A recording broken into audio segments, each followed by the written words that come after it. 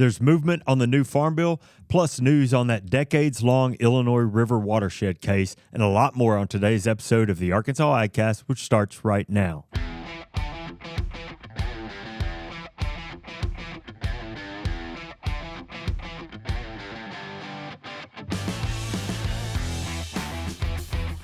You're listening to the Arkansas AgCast, where we discuss the latest news, trends, and issues impacting Arkansas farmers and ranchers. Our show is brought to you by the Arkansas Farm Bureau Federation and hosted by Jason Brown and John Nickman. Hello, gentlemen. Good afternoon, boys and girls. That's right. We're here. That was a hard stop there. That's okay. Whoops. No, it's Matthew's on his it's all ones good. and twos. He is on the ones and twos.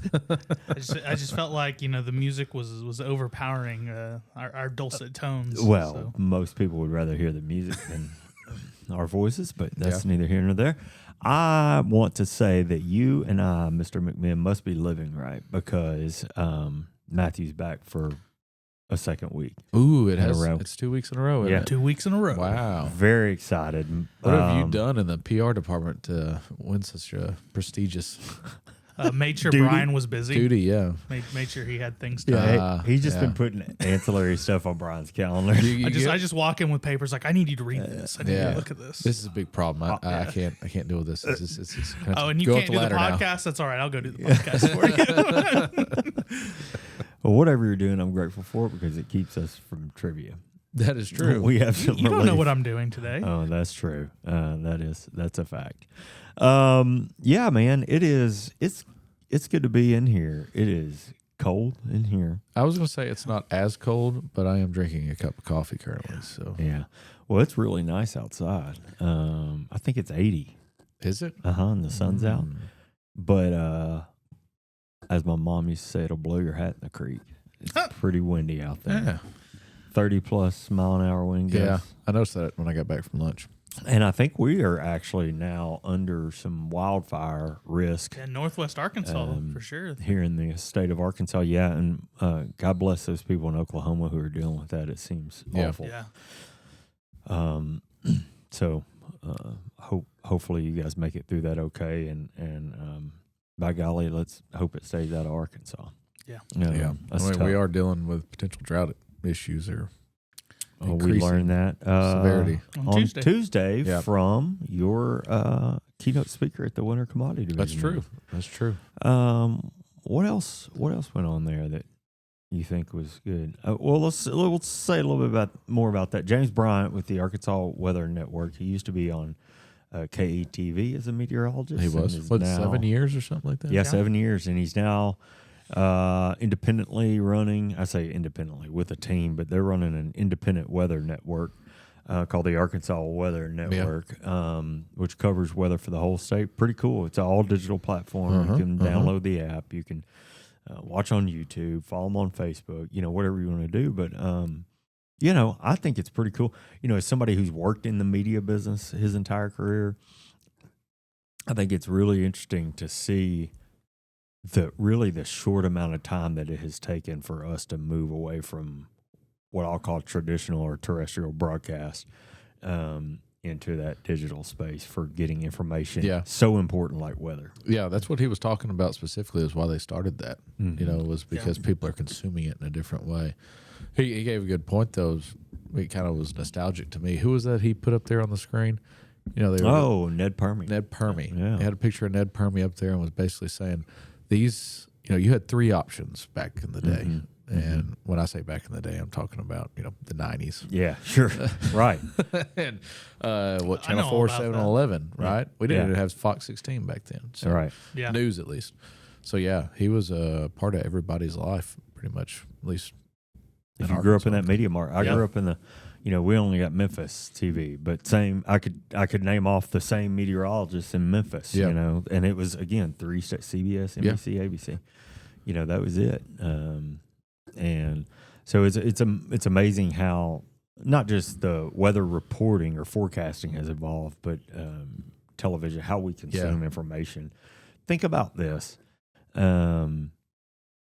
Facebook is only about 21, 22 years old. That seems like a long time, though. Facebook and drink. I remember I got my first. Yeah, that's right. I remember they came to Arkansas State in 2005, and I still had a college email address that I could use, because back then you had to have a .edu email address to sign up for it. I remember the big uproar was when they started letting high school kids in it. Yeah. I was in college at that time. But yes, like it does Matthew, seem don't let them like in there. it does seem crazy that Facebook is 21, 22 years old. Yeah. But at the same time, think about the change, how it has changed the way we consume information in 2 decades of time. Yeah, I mean, you think about 1980 to 2000. Really, we were still getting news. 1970s, 1960s. I mean, from television or radio. That's how you got your information, or the newspaper. For decades, from the time that was started. Yeah, I think I got my first Facebook account. Well, it was my freshman year. They gave you like a. It wasn't an advisor. It was another student who kind of showed you the ropes within your college. And she was like, "You're going to want a Facebook account." I was like, "What is this?" Yeah. And that was 2005. So yeah, you're right. Yeah. It's 21 years old. I remember checking to see, it's on this campus, but it's not on that campus or whatever. Yeah, that's crazy. Anyway, it's kind of years. But congrats to those guys. Getting back to the topic, James Bryant and Zach Hall, I think.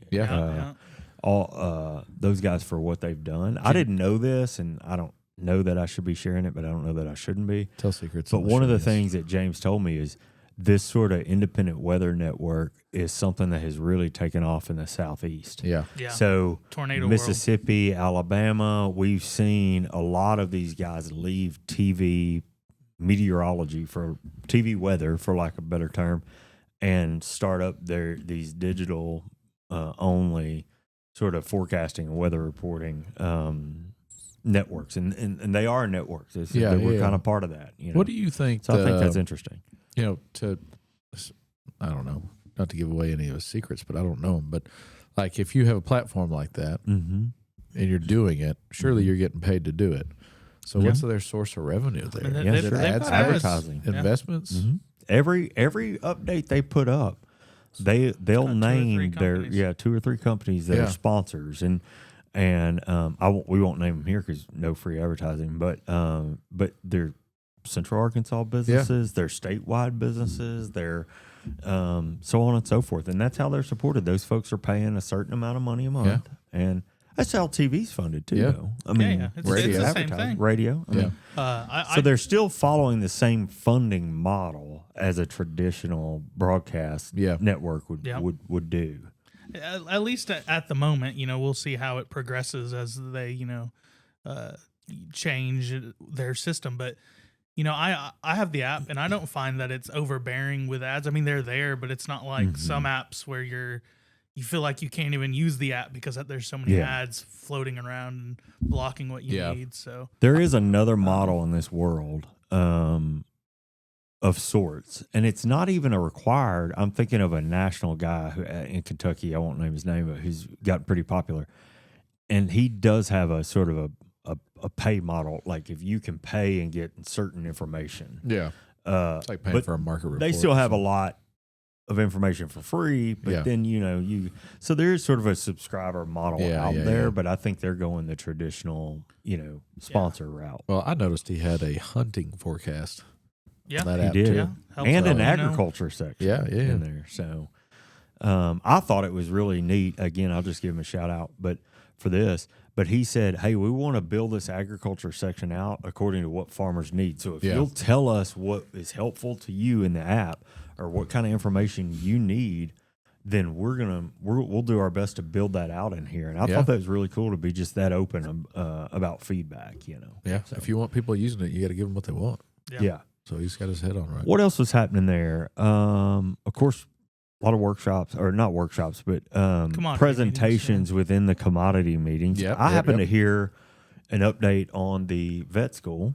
I haven't even told you this. I'll tell you now. Tell me. So I reached out to Dr. Heidi Bancy this morning and said, "Hey, heard a presentation on the vet school, an update on the vet school. think it's probably time to get you back on the AgCast. Yeah. And she's like, oh, man, thank you so much. Yes, Good. let's do it. So she's going to come back on. Yeah. We had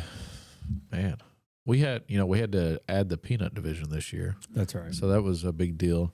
What I thought was interesting, we had to bump one of our division meetings up to the second floor conference room. We've never had Yeah, to. we ran out of I rooms. didn't even know there was another. Swine went upstairs. Oh, I didn't know that. Yeah. My specialty crop meeting was all the seats Well were taken. attended. Yeah, you were in there. Mm-hmm. And I think row crop kind of depicted, whether it was the speakers or people commenting, kind of the frustrations with the economy right now. Mm-hmm. That was all forefront in the conversations that Absolutely. I had for sure.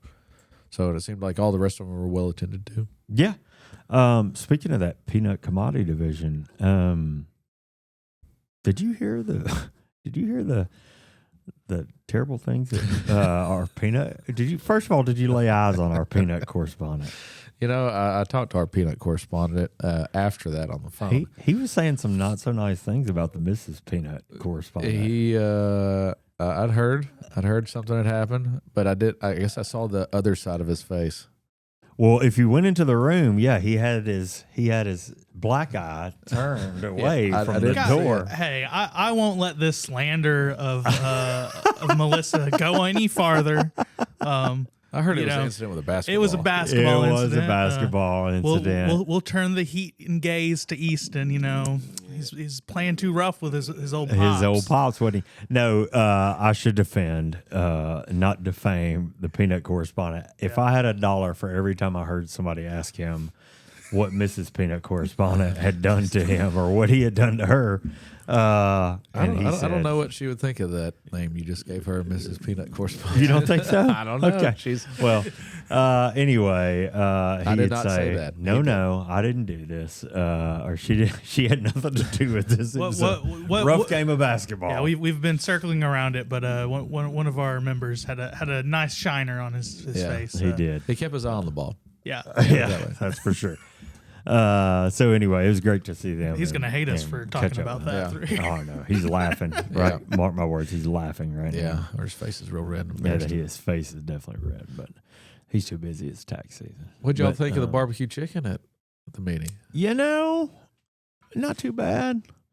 Yeah, not too bad. The pulled pork actually wasn't bad either. I liked the potato salad myself. Yeah. Somebody told me that it was too mustardy, and my comment was, well, it was a mustard base. It was a mustard base potato salad. I could have left the mac and cheese.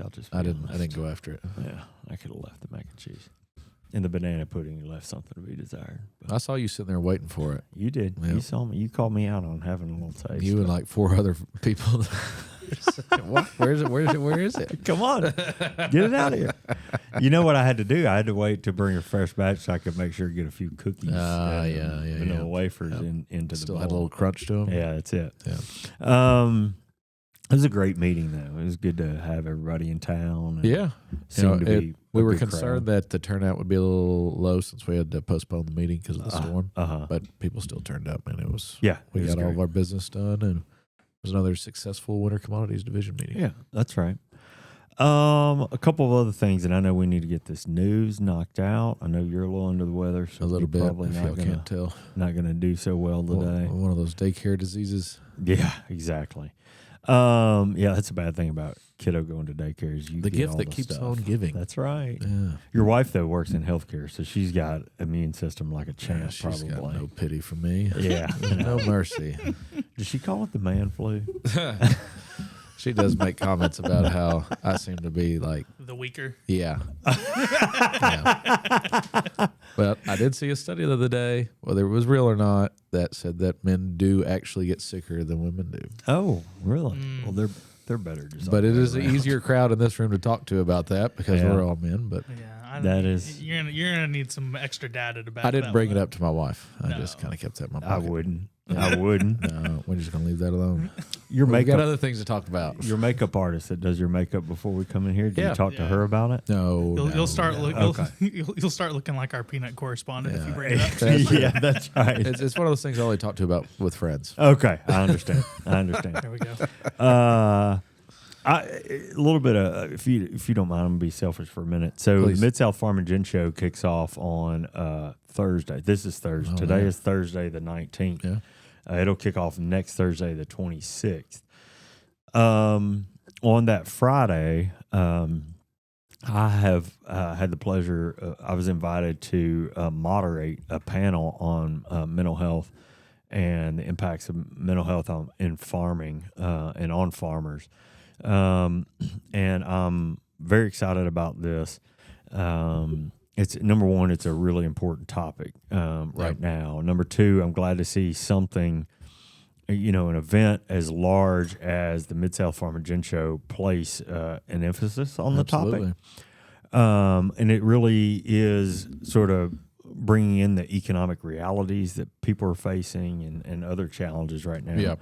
So like I said, I get to moderate the panel, but we've got 4 great panelists. From Arkansas, we have James Barham from Northeast Arkansas area. Uh-huh. He's a counselor for Arkansas Baptist Family Ministries. And then Mandy Young, who is also a therapist, and she's working for a new initiative in Northeast Arkansas called Tailgate Time, which offers free mental health services to farmers. Anybody who's a farmer in full-time production ag who wants to be seen. And then a couple guys from Mississippi, Richard Noe, who's a farmer down in Clarksdale, and Reverend Jason Franklin, who was both of these guys were in an incredible sort of short documentary that Mississippi Farm Bureau put together about the struggles of mental health in agriculture. So we're going to have a good conversation for an hour at the Mid-South Farm and Gin Show at the in Convention Center Room 102. If you're there, be at 1 o'clock on Friday, and gosh, we'd love to have you there. We'd love to see you. Where are you going to take us to lunch? Well, I just went to Huey's last weekend, so I probably won't take you to Huey's. Yeah. Maybe we could do the barbecue shop. It's been a minute since I've been good. there. They invented the barbecue spaghetti. They were the first ones. Oh, yeah, I forgot about that. Yeah. But anyway, I'm going to eat something good if I'm in Memphis. So. Yeah, got to. So join us for that. And then the last thing I've got before we get into the news, we talked about ag leaders and the interest meetings that are going on last week. You sort of made fun of me about how I had turned that into a promotion. Those are facts. Oh, yeah, those are facts. But we have 2 more interest meetings in February. Those are both happening next week. The first one is in DeWitt on Monday. Arkansas County. And, and then there's one in Texarkana on Thursday. I'll be at both of those. Are you coming Monday? I think Brandy's going on Monday. Are you going to do Thursday? I wasn't asked to. Okay, so you're doing none of them. Well, sorry, we can't get you there. That doesn't mean I won't be there. Using John McMahon as bait. Last time we had so much fun, people saw us together. They're like, wait a minute, you guys are the AgCast. What's going on here? Could you just make sure you bring some headshots of John, to pass out? Yeah. Well, you're his agent, right? So yes. you carry some headshots. I think Matthew took some pictures of me, I took by some the way. nice ones over at Margie yeah. Raimondo's, Oh, so. my goodness, I need to see this. So.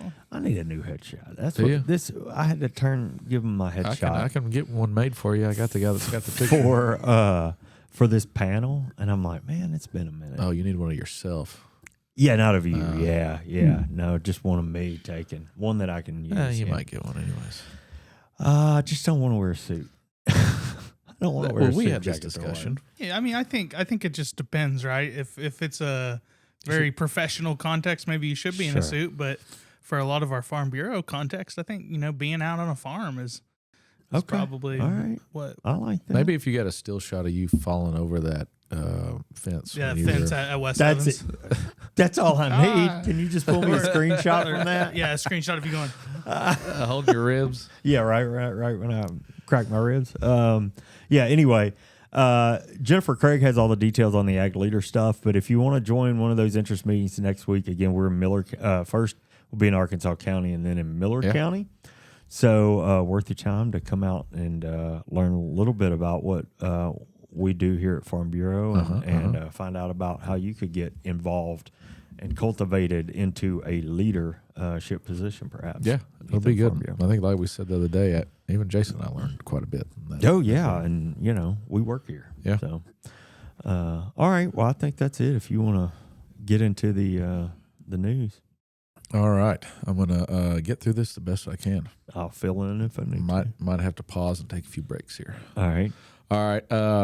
USDA has announced a new $1 billion Assistance for Specialty Crop Farmers, or ASCF program, which will provide one-time bridge payments to specialty crop and sugar producers who are not eligible for the earlier Farm Bridge Assistance, or FBA program. That was announced, a few months ago, right? Yeah. If you remember, there was $12 billion that was allocated to a bridge payment for row crop and specialty crops. But at the time, that $12 billion, 11 of it was going to go to row crop, $1 billion of it was going to go to specialty crops. And at the time of that original announcement, they didn't have any information on how or when to sign up or how it would be allocated. This announcement came out last week, so we're a little bit behind, but this is just a follow-up, and there will be more in the coming weeks. So the program will be administered through the Farm Service Agency, or FSA, and payments will be based on producers' reported 2025 planted acres. I repeat, acres. Producers do not have to carry crop insurance to participate also. For Arkansas growers, this program covers many commonly produced specialty crops, including fruits and vegetables, tomatoes, peppers, squash, cucumbers, greens, lettuce, pumpkins, sweet corn, and watermelons, to name a few. Also specialty row crops such as sweet potatoes and potatoes, orchard crops including peaches and pecans, and other specialty crops that we produce here in the States, such as berries, onions, okra, and melons. Keep in mind, dry edible beans and peas already covered under the Farm Bridge Assistance Program are not eligible for this particular payment. To qualify, here's an important part.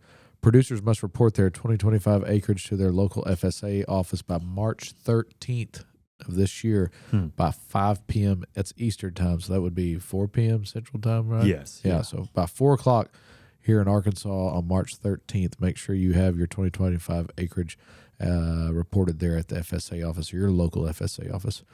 Accurate acreage reporting is required for payment eligibility, and growers who have not yet completed acreage certification should contact their FSA office as soon as possible.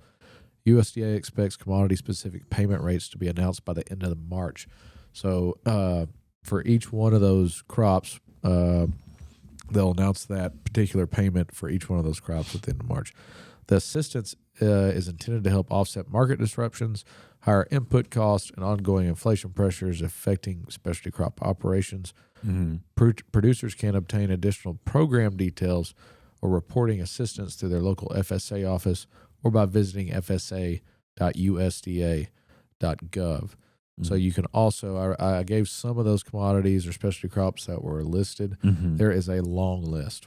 Okay. Long list. Good so if you want to see that entire list and what I mentioned you didn't fall under, go to that fsa.usda.gov website and you can find that full list there.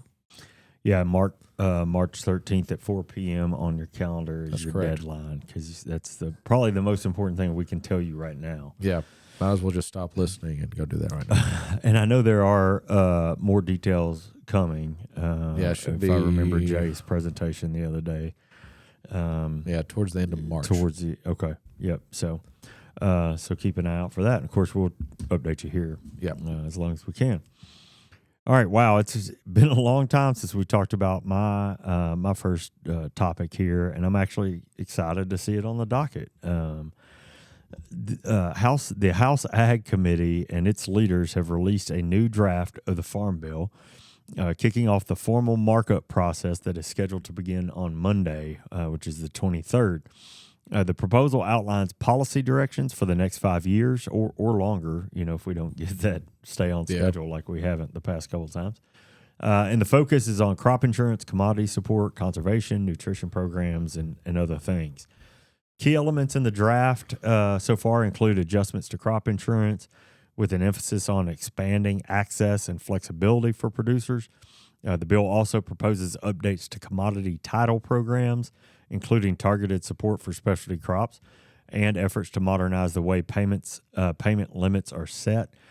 Conservation programs remain a focus, with continued funding for incentives that help farmers adopt soil health practices and protect sensitive landscapes. Nutrition programs which account for the largest share of Farm Bill spending, are also addressed. The draft would strengthen food assistance through updated eligibility and work support provisions.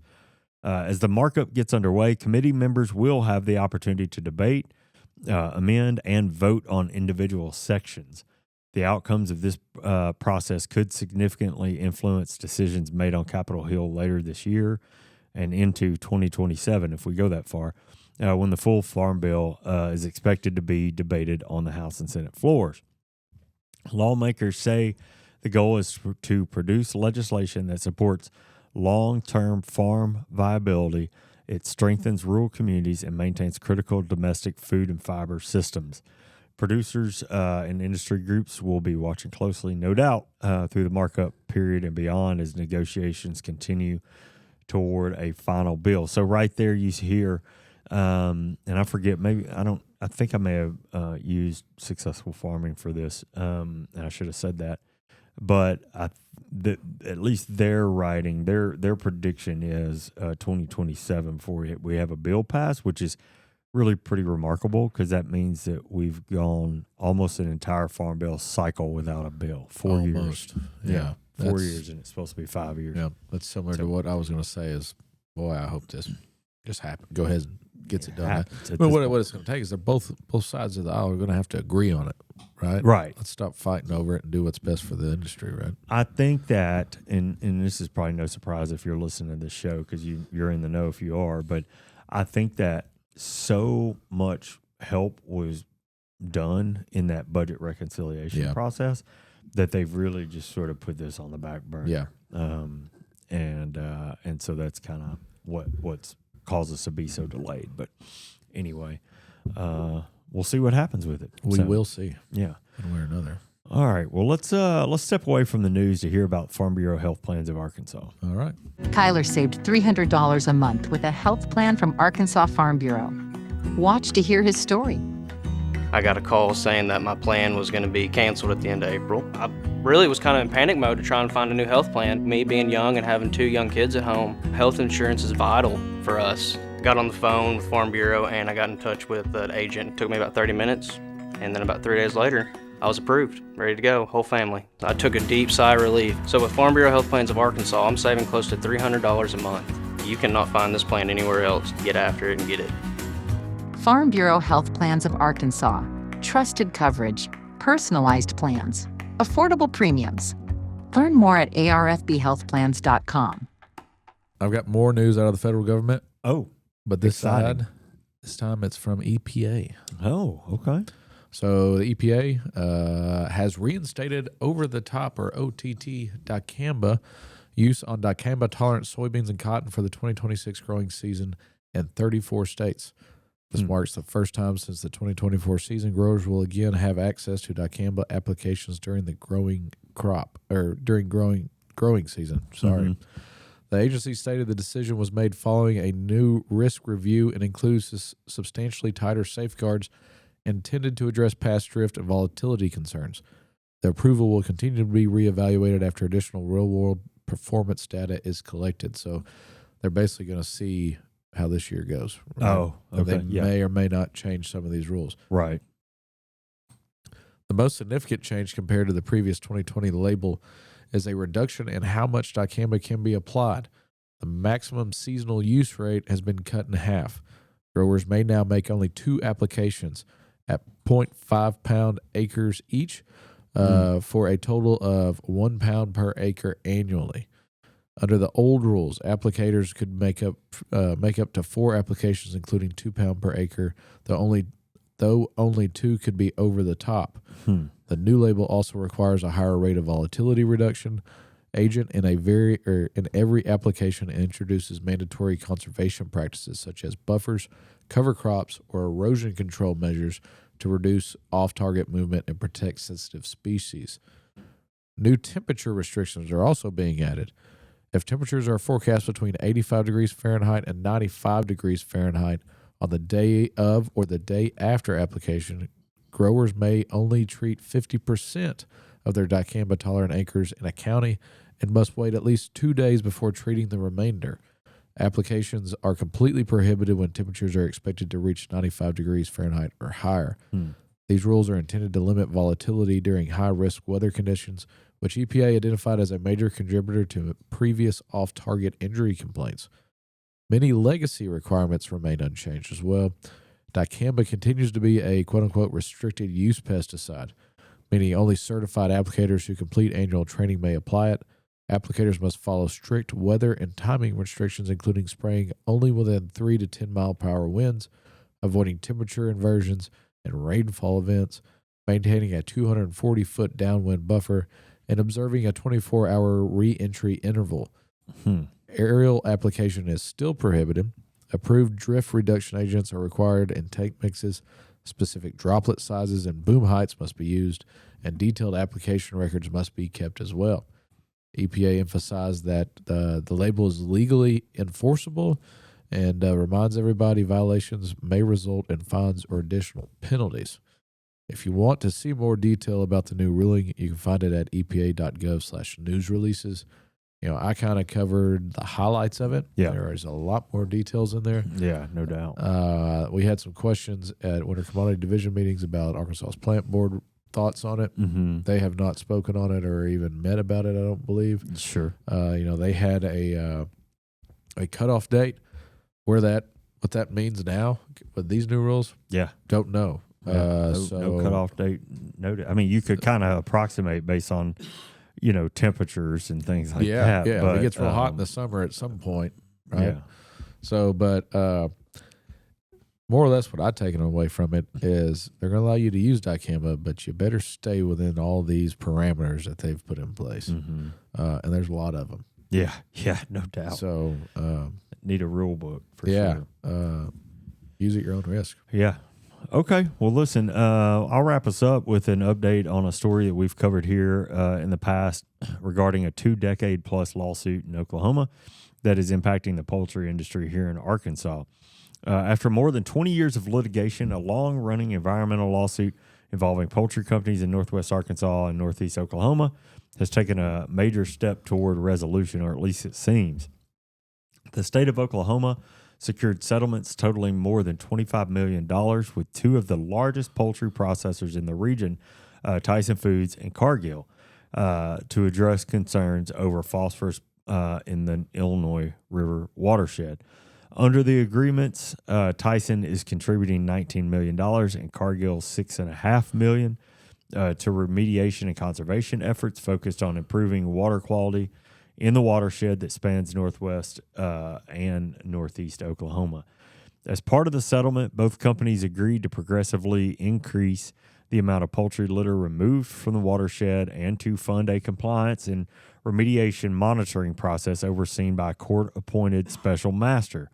In exchange, Oklahoma will release all claims against Tyson and Cargill, and both companies have voluntarily dismissed their pending appeals.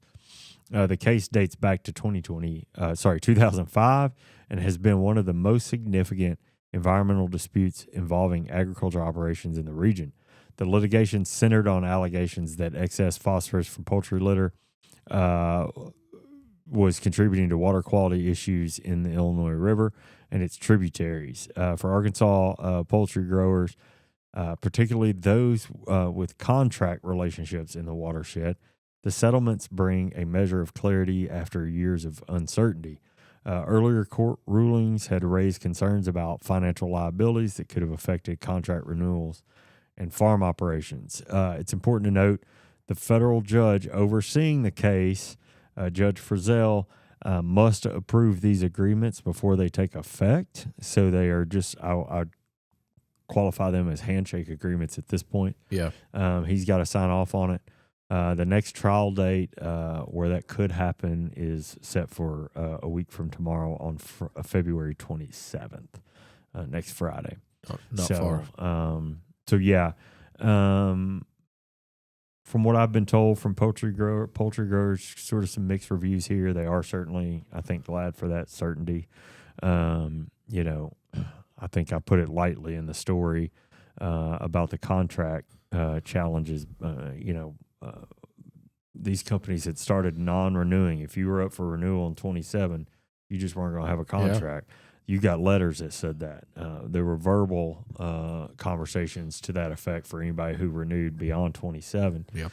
So I think there's some certainty that may come out of this. It's, a good thing for the farmers. But it's not over yet. No. It's not over yet. It's a Still big tough step. time. But, yeah, anyway. So there you go. I believe that's the news. All right. Well, You that hanging means in that there means over there? it means it's my turn. Do you have any news? I actually do have news. It is hard for me coming in 2 weeks in a row to come up with some new food news, but the food world never stops. No.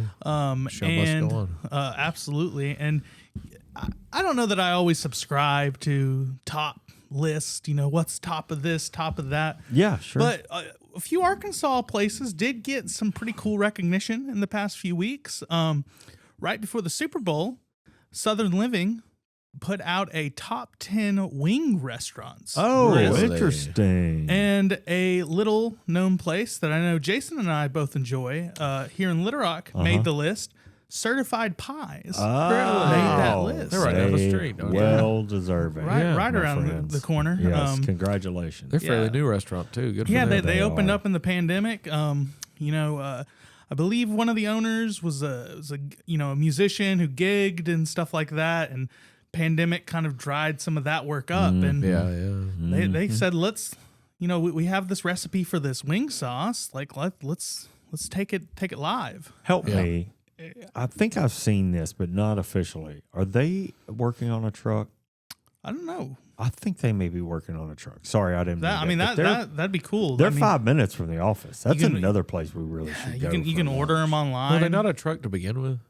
No, they were in a commercial kitchen. Yeah. The very first time I ordered their food, it was a actually in ghost the kitchen? same building. It's actually in that same building. Just like right on the corner. They may have just bought the commercial. It was a commercial kitchen there's that a- different businesses were leasing out. It's right over there. Yeah.